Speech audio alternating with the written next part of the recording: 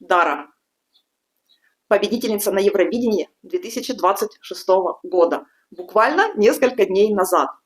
Она же Дарина Йотова, которая представляла страну Болгария. И теперь следующее Евровидение мы едем смотреть в Болгарию. Отлично. Но сегодня мне бы хотелось поговорить не о ее таланте и не о ее потрясающей песне, название которой я до сих пор не могу выговорить. Я думаю, вы все ее знаете, в интернете очень много информации об этом. Но я, как всегда, пришла к вам сюда, вернее, собрала вас на своем канале для того, чтобы пооригинальничать. Я предлагаю посмотреть на лицо Дарины Йотовой с точки зрения физиогномики и понять, благодаря чему она достигла такого успеха. То есть, с одной стороны, абсолютно очевиден ее талант, с одной стороны.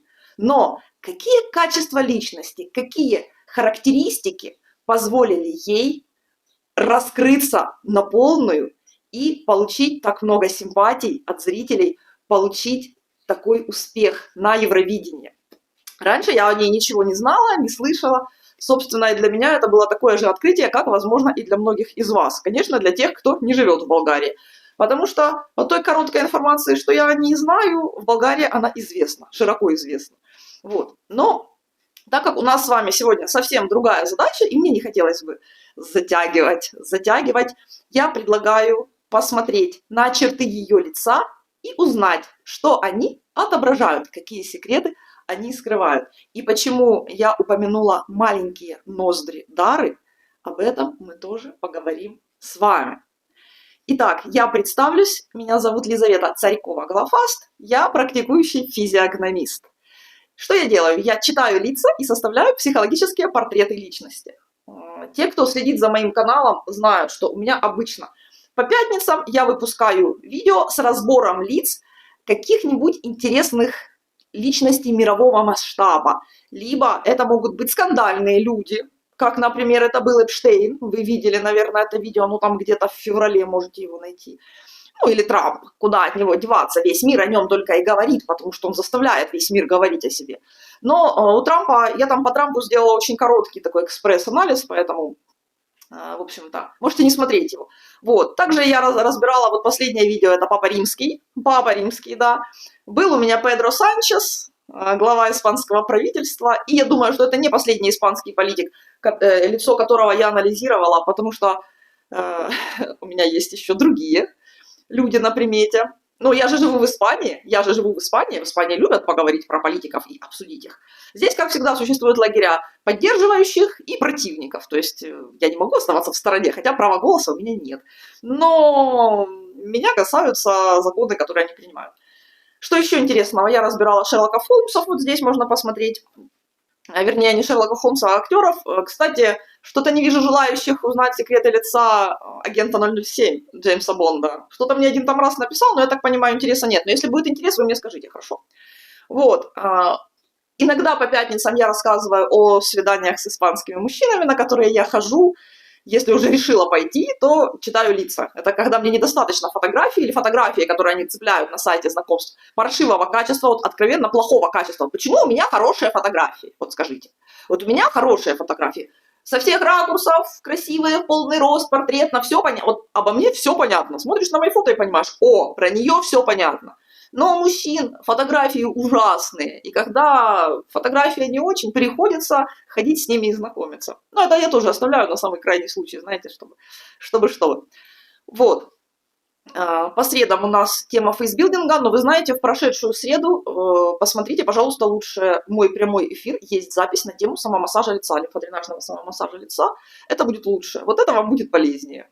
Вот лучше. Это женщины, кто изучает техники естественного омоложения, это будет лучше.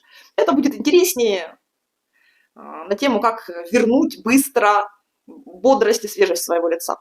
Вот. С остальным содержанием моего канала вы можете познакомиться в разделе видео, в разделе плейлисты. Там все очень просто, все очень понятно и всего достаточно много для того, чтобы вы начали знакомиться со мной как со специалистом. Вот. Поехали. Дарина Йотова. Давайте посмотрим на эту прекрасную молодую девушку. Давайте вот посмотрим, как я, как всегда, задаю вам вопросы, что прежде всего бросается вам в глаза. Но я искала много фотографий, смотрела кое-какое видео. Скажу так, почти везде она в гриме. И у меня есть предположение, потому что нет официальных данных, что она свое лицо меняла. Женщины, в принципе, вообще корректируют брови, например. Вот у меня это не мои брови. Вот не смотрите на мои брови, они не мои. У меня это не естественная форма моих бровей, которая была у меня от природы. Той уже нет, она исчезла. На втором курсе университета. Вот, женщины корректируют брови, да, то есть у нее макияж сильно меняет вид ее, например, глаз. Поэтому про глаза мы сегодня не говорим, потому что макияж меняет вообще вид ее лица очень по-разному. У меня есть предположение, что губы у нее тоже сделаны. Вот. Понимаете? Поэтому мы коснемся того, да, анализ, вот когда лицо сделано и когда лицо в макияже, анализ лица проводить сложно, потому что очень легко ошибиться, очень легко сделать неправильные выводы, потому что трудно дается визуальная оценка. Почему я прошу своих клиентов, которые присылают мне фотографии для того, чтобы я сделала физиогномический анализ их лиц, без косметики и снимать на фронтальную камеру. У Дарины очень много селфи. Селфи-камеры искажают изображение. Я каждый раз говорю, не делайте селфи, нет, мне начинают слать селфи. Ну, я просто уже подкована в этих вопросах, поэтому вот. Значит, поэтому измененных частей лица мы касаться не будем. Губ немного, но измененных частей лица мы касаться не будем. Мы будем говорить о том, что ей дано от природы, то есть то, что мы можем посмотреть по форме черепа и по пропорциям лица, по пропорциям костей. Уловили? Это важно. Итак, начнем с чего? У нее овал ее лица, он скорее круглый. Но обратите внимание на ее скулы. Вот если сравнивать с моими скулами, вот у нее скулы широкие. И я полагаю, как физиогномист, что вот широта вот этих скул принесла ей часть успеха. Объясняю почему. Широкие скулы – это способность быть в контакте с людьми, со зрителями. Это способность создать эмоциональную связь со зрителями, с людьми и поддерживать ее. Зрители, вот что вы любите? Скажите, вот напишите прямо, что вам нравится в людях, в публичных людях, в актерах, в певцах, в танцорах, что вам нравится? В фигуристах. Кстати, это очень случай, вот ее лицо по физиогномике похоже в какой-то степени на лицо Алисы Лью. Посмотрите Алису Лью, пожалуйста, разбор, и вы поймете, что они между собой коррелируют, их характеристики, их лицевые маркеры, они коррелируют между собой. Вот, потому что Алиса Лью – это фигуристка, да, это тоже победительница, чемпионка, она очень нашумела там зимой. Вот, когда она вернулась на лед, ну, многие помнят эту историю, я надеюсь. Вот, так вот, у Дары та же самая ситуация. Она способна создать эмоциональный контакт со зрителями, она способна заигрывать с ними, она способна их вовлекать в то, что она делает. Вы же это любите, эмоцию, вот это вовлечение, быть как бы сопричастными тому, что происходит на сцене. И она вам это дает. И она это дает вам щедро, потому что у нее ямочки на щеках, а на правой щеке ямочка выражена гораздо лучше, чем на левой. Ямочки на щеках – это про щедрость, это про отдачу просто так, потому что есть и потому что хочется делиться. И она создает этот эмоциональный контакт. Она, человек, знаете как, для нее социум – это нормальная среда обитания. И она чувствует вас, она чувствует вот эту атмосферу, она чувствует, что происходит, потому что это ее поле деятельности. И это ее широкие скулы. Отметили? Широкие скулы. Далее. Смотрите, форма носа. Мне стоило большого труда найти ее изображение, видео, фото в профиль. Но я это все-таки сделала. Поэтому вот такая форма носа, как у Дары. Это говорит сразу, первое, о социальной гибкости. Она гибкая. у нее нет вот такого «я бью в одну точку» достигаторства, вот такого. Хотя челюсть у нее не слабая, но она где-то средняя, позволяющая ей улавливать, да, мы говорим о пропорциях челюсти сейчас, улавливать обратную связь, вот она это чувствует. Так вот, форма носа у нее говорит о том, что я открытая, я гибкая, я готова чувствовать и реагировать по ситуации.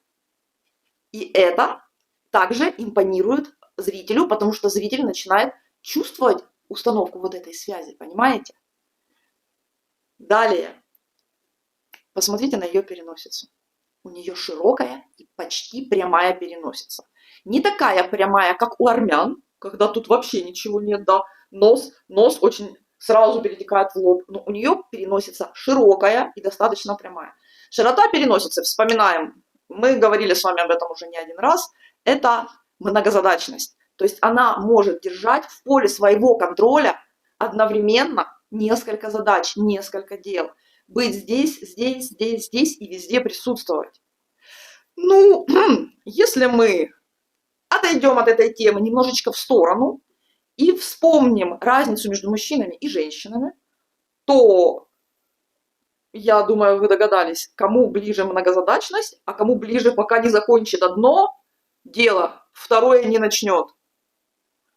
Кстати, я записывала видео, которое называется «Без воды», про мужчин без воды. Видео, часть первая, мужчины, с которыми нельзя встречаться, вот там есть четко про тонкую переносицу.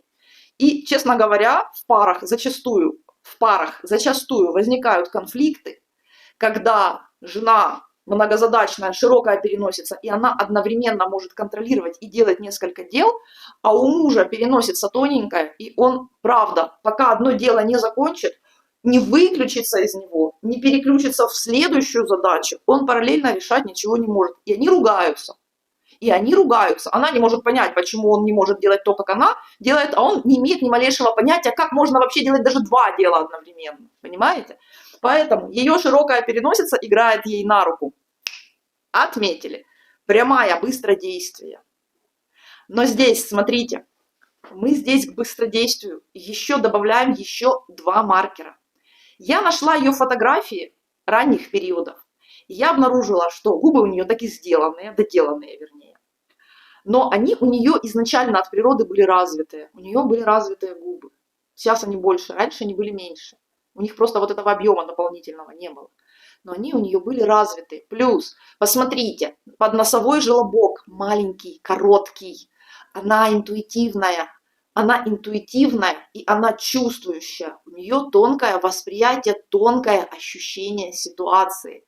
Опять-таки, ситуация, атмосфера, поле действия, в котором она находится.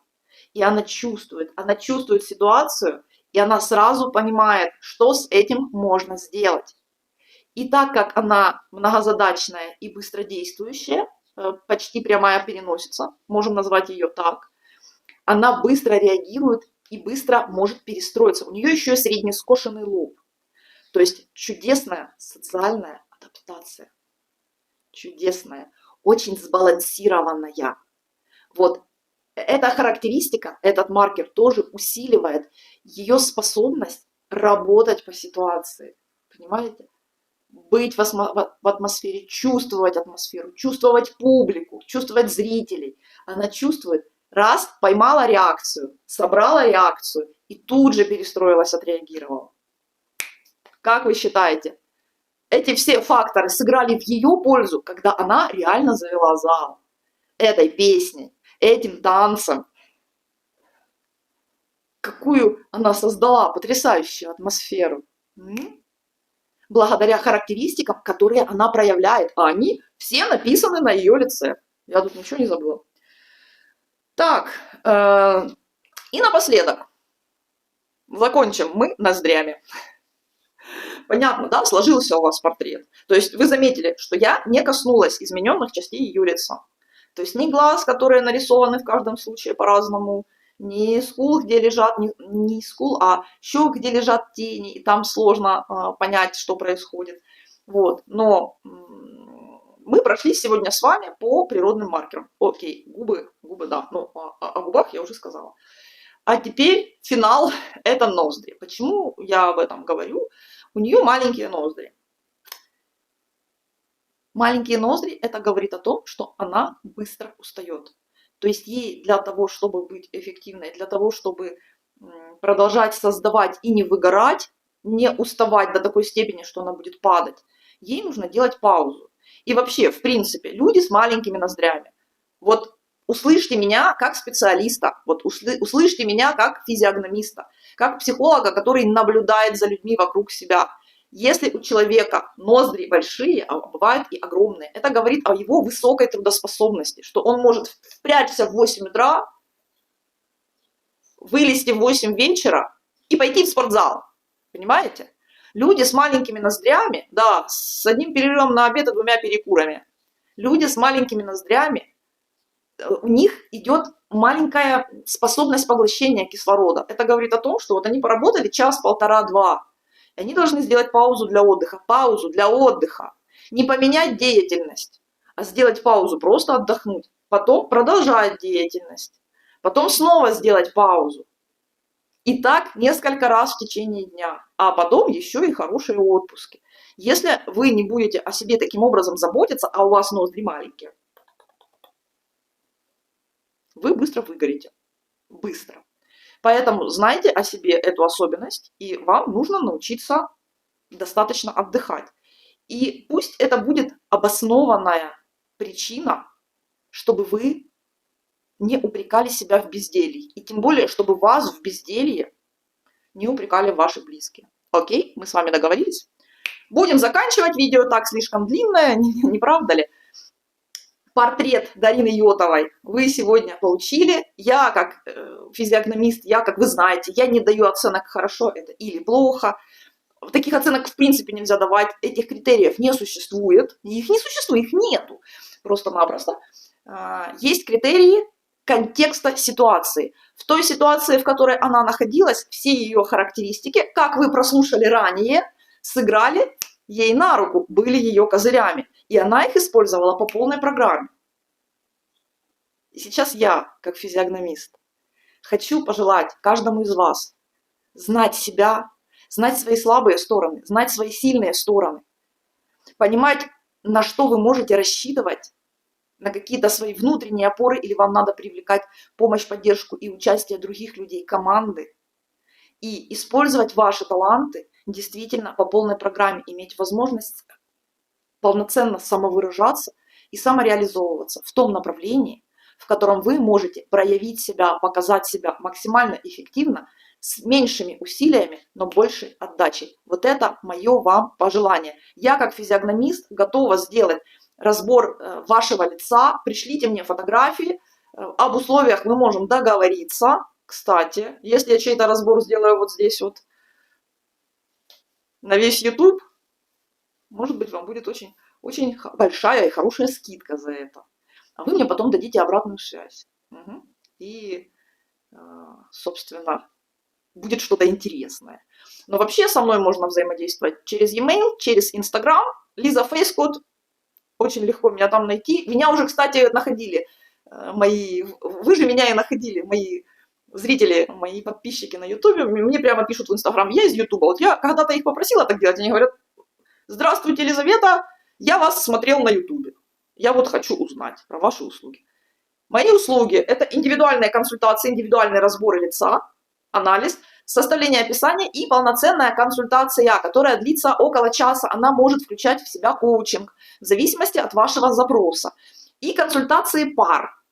То есть, когда муж заказывает лицо жены, а жена мужа, ну, или они вместе, да, чтобы я помогла понять, какая между ними разница, что им нужно друг в друге принять, если они готовы к этому. Потому что принять другого таким, какой он есть, и вдруг узнать от меня, что человек, который находится рядом с тобой, никогда не поменяется, это труд.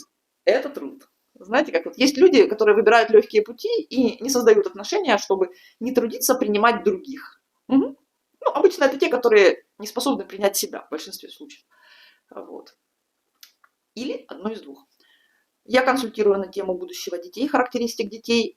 как с детьми улучшить отношения, взаимодействовать и так далее. И детско-родительские отношения, но это бывает редко, но такие запросы тоже появились. То есть с такими запросами ко мне тоже можно. Всегда вы начинаете с запроса. Вы мне пишете, говорите, у меня запрос такой-то. И мы с вами это обсуждаем. Я благодарю вас всех за внимание. Спасибо большое. Кто песню Дары, победительницы Евровидения 2026 года, пока еще не слышал, обязательно послушайте, просто посмотрите, вы получите огромное удовольствие. Мне очень понравилось. Вот. А мы с вами продолжаем встречаться на моем канале, либо здесь в готовых видео, либо в моих прямых трансляциях. Если вы не видели мои трансляции, пожалуйста, зайдите на вкладку трансляции, эфиры, и можете там посмотреть много всякого интересного. Иногда я показываю гранату. Хорошо? До новых встреч. Всех обнимаю.